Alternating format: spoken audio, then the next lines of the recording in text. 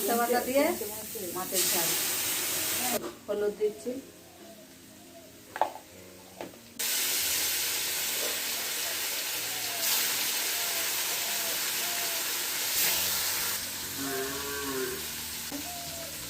তোর দাদা সোনা দোকান আর তুই কাজ করাবি নেই, ওদের বলছে তো নোয়া বাগানোটা করিস নি কেন, একটু ভেঙে গেছে করানো হয়নি, বলছে তুই নিয়ে আসবি আমি করিয়ে দেবো। আমি তো ঠিক আছে, এবার যখন যাবো নিয়ে যাবো, করিয়ে নিয়ে আসবো,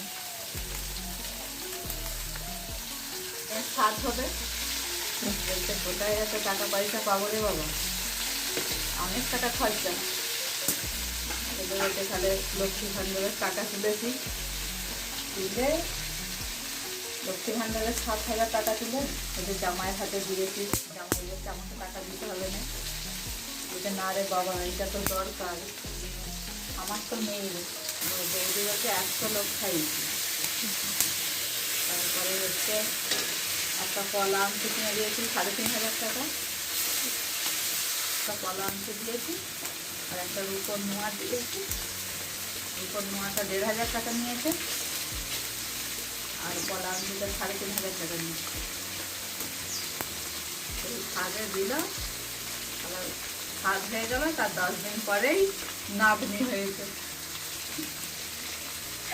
বলছে আমার কি নাতি হবে, বলি খাসি কাটবো, তোমাকে কি বলছে তো পেরেছি, খাসি কাটবো, তার জায়গায় নাতনি হয়েছে।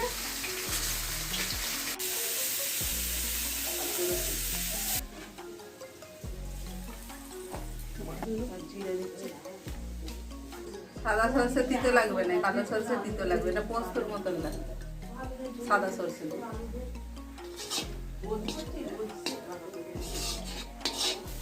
জল দিয়ে দিচ্ছি।